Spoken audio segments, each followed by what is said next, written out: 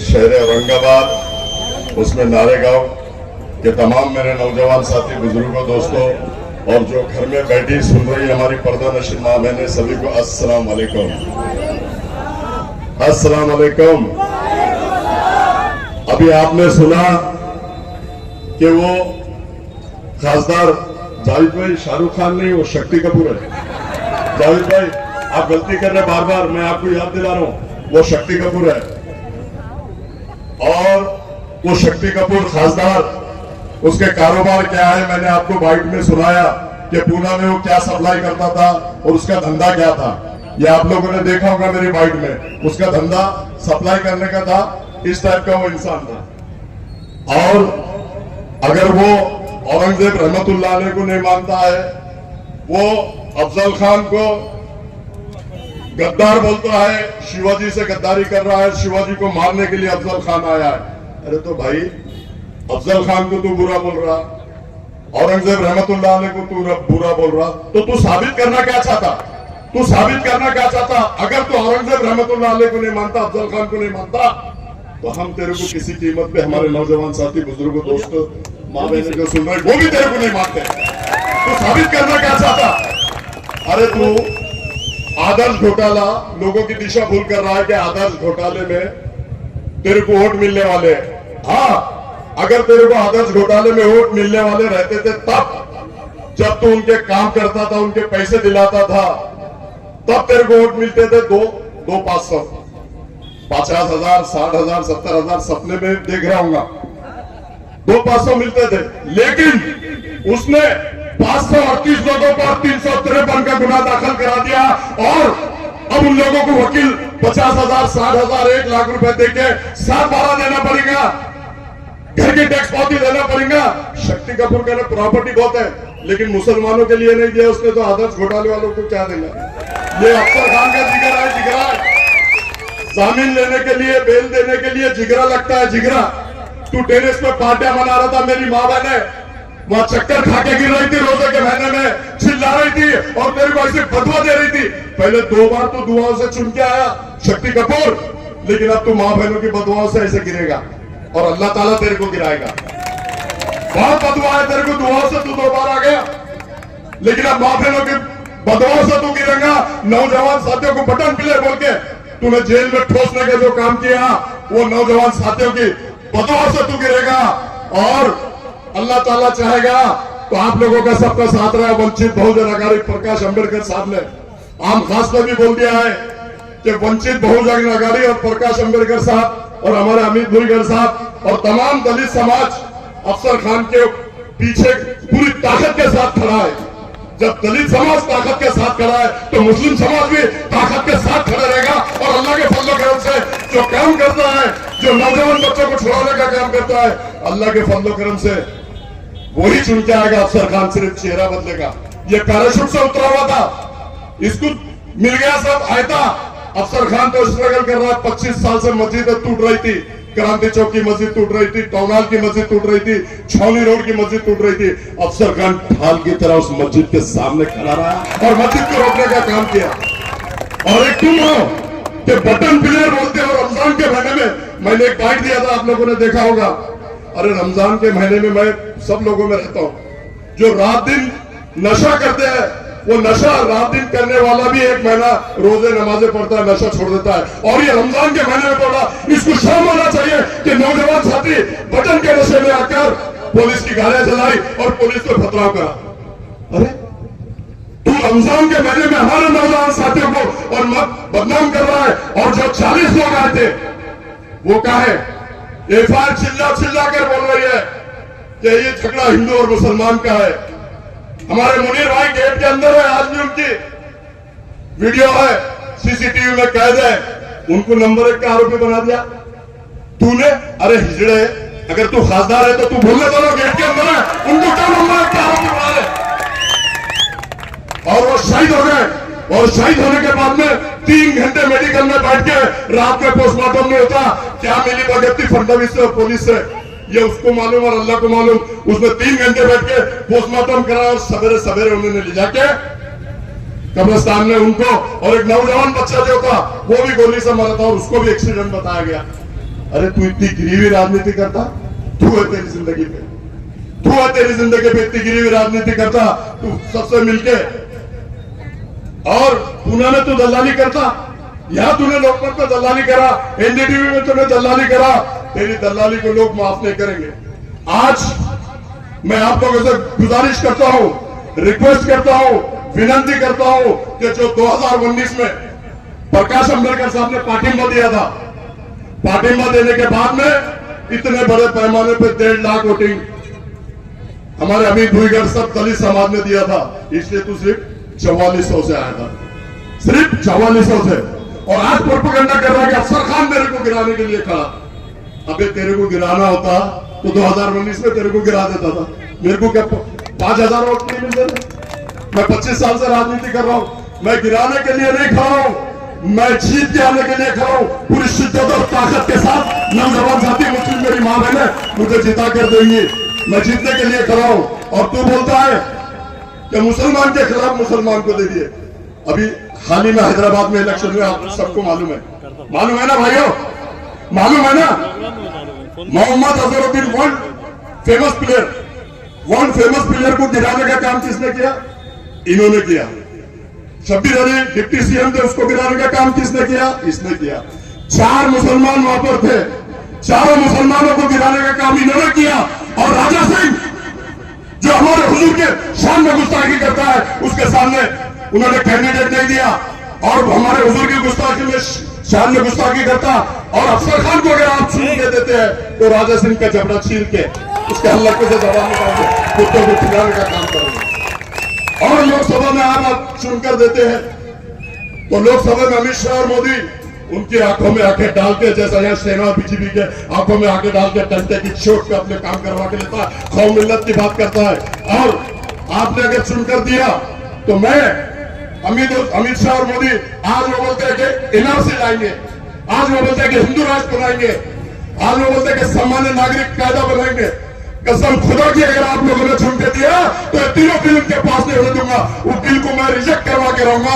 आप लोगों की ताकत हिम्मत होते, अफसर खान के पास हिम्मत होते, ताकत आप लोगों की चाहिए।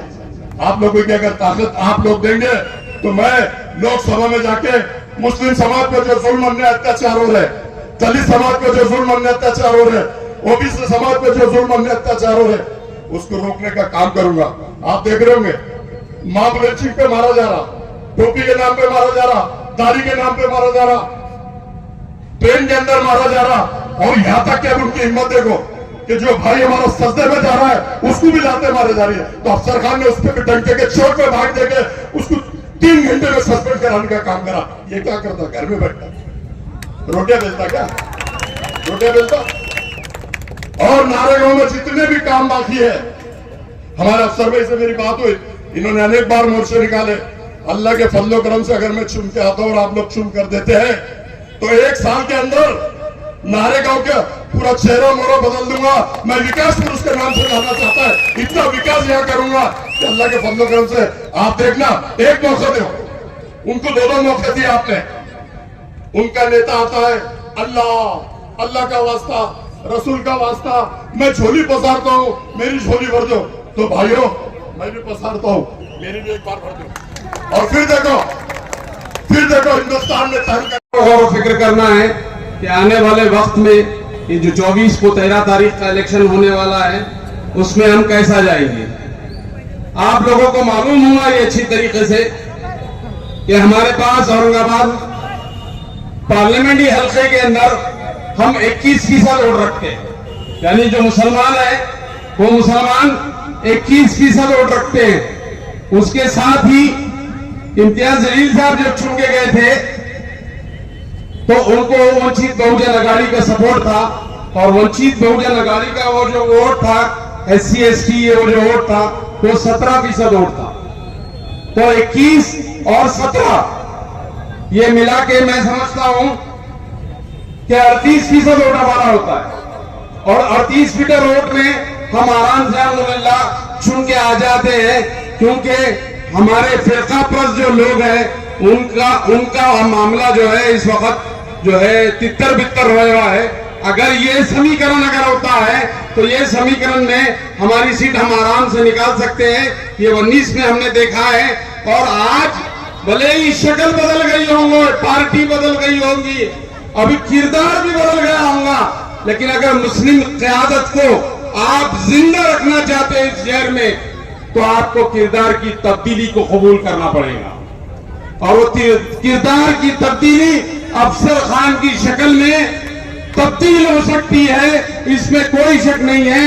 और अफसर खान का इंतखाब अंबेडकर साहब ने इसलिए किया है कि अफसर खान जो है 24 घंटे अवाम के बीच में रहने वाली शख्सियत है।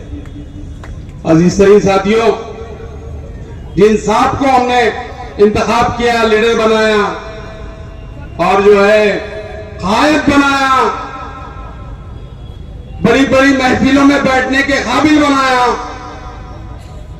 और जब वक्त आया तो वंचित बहुजन आघाड़ी के पीठ में खंजर घोंपने का काम ही इन साहब ने अदा किया।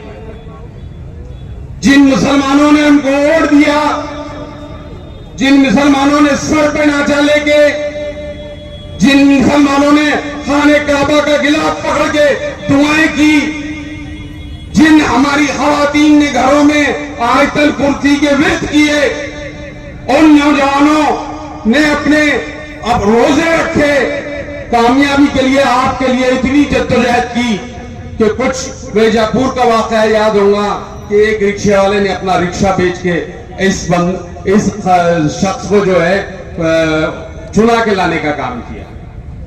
लेकिन जब हमारे बुरे वक्त थे, हमारे बुरे वक्तों के अंदर हमारे साथ में कौन खड़ा रहना चाहिए? बहुत सिंपल सवाल है। अजीज तरीन साथियों, आप अपनी अकल पे जोर मार दी। आपके घर में आपका कोई फर्जंद, आपका कोई भाई, क्या आपका कोई बेटा गलत राह रही इख्तियार कर रहा है, गलत शौक में पड़ गया है, गलत मामलात कर रहा है, तो आप उसको घर में बुला के डांटेंगे, उसको धमकाएंगे, उसको समझाएंगे, यही करेंगे ना आप लोग? क्या ऐलान करते फिरेंगे कि ये बटन वाला था, ये बटन वाला था, ये बटन वाला था, इसने ये जलाया था, उसने वो जलाया था, इसने ये करा था, हम तेरा कॉलिंग ऑपरेशन कर डालेंगे। ये हमको डंडा लेके हमको सुधारने की कोशिश करेंगे। ये था, आप अपने दिल पे हाथ रख के ये सवाल करिए अपने आप से कि अगर अपना घर का बच्चा अगर बिगड़ जाए तो उसको घर में बिठाकर उसको समझाया जाता है, अलग पूरी दुनिया में ऐलान नहीं किया जाता कि ये बटन प्ले है, ये शराबखोर है, पूरे घंडोरा नहीं पीटा जाता। ना टीवी पे आके ये कहा जाता कि मुसलमानों ने पुलिस की गाड़ियां जलाया थे, मुसलमानों ने ये किया था, या मुसलमानों ने वो किया था। ये नहीं किया जाता मेरे दोस्तों, मेरे यारों, ये नहीं किया जाता। उनको समझाया जाता है, उनके साथ बैठा जाता है, उनकी जो है तशरीह की जाती है। ये तुम क्या कर रहे हो मेरे यारों, समझो ये वक्त तुम्हारा नहीं है, आराम से काम लो। लेकिन जो शरारत करने वाले लोग थे, मेरे इशारे समझो, मैं क्या के वाकये की तरफ आपको लेके जा रहा हूं कि जो शरारत करने वाले लोग थे वो आके क्यों हमको भड़का रहे थे वहां पे, जब हमारा रमजान का तरावी के बाद हम चाय पी के दोस्तों में गपशप लगाते थे कि आज जो है अभी तरावी छुटी, आज ये सूरा हमारा कंप्लीट हुआ, इतना सूरा कंप्लीट हुआ, इमाम साहब ने बेहतरीन खिदमत करी। ये तबसरे हमारे सड़कों पे, हमारे चौरस्ते पे, हमारी चाय की होटलों में ये तबसरे होते हैं, हमारे चाय की दुकानों में ये तबसरे नहीं होते कि आज बटन प्ले, आज कौन सा सूखा मारने का है, ये मारने का है कि ये हमारे रमजान में ये तबसरे हमारे नहीं होते मेरे दोस्तों, मेरे यारों। ये पढ़े लिखे जाहिल को क्या बोले आप? ये पढ़े लिखे जाहिल को अब हम क्या बोले, क्या समझाए उसको? कि ये रमजान में हम ये सब करते हैं, ये सब करते हैं हम रमजान में। रमजान में तो हमारा सीना जो है अल्लाह के नूर से मुनव्वर होता है। हम अपना फ्रेश होते हैं, दिन भर रोजा रखते हैं, नमाजें पढ़ते हैं, जो है तरावी पढ़ते हैं, और फिर उसके बाद आने वाली सहर का इंतजार करते हैं। हम तो ये करते हैं।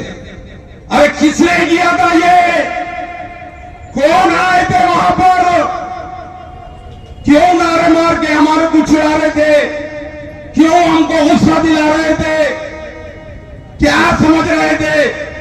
अरे वो राम मंदिर जिसको मुसलमानों ने सदियों से जो है वहां पर अपनी खिदमत अंजाम दिए थे, क्या रमजान में हम फसाद कर रहे थे? हम फसाद कर रहे हैं। वो जो लोग आए थे कौन थे वो लोग? कौन थे वो लोग?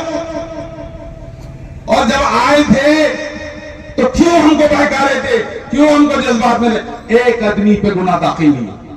अगर वाकई में तो मुसलमानों का लीडर होता था इम्तियाज जलील, तो वो 30 लोगों पे गुनाह दाखिल करके बताना था, तो मैं समझा था क्यों हमारा लीडर है, हमने चुन के देखो कोई गलती नहीं करे, हम बोल देते ये बात। लेकिन जिस तरीके का तूने हमारे साथ रवैया अख्तियार किया, तुझको भुगतना पड़ेगा, तुझको भुगतना पड़ेगा, कसम खुदा की तुझको भुगतना पड़ेगा। बहुजन अघाड़ी की जानिब से, और इंशाअल्लाह नारेगांव में एक बहुत ही बड़ी सभा होगी नेक्स्ट टाइम। इसके लिए आप सभी तैयार रहिए। खुदा हाफिज।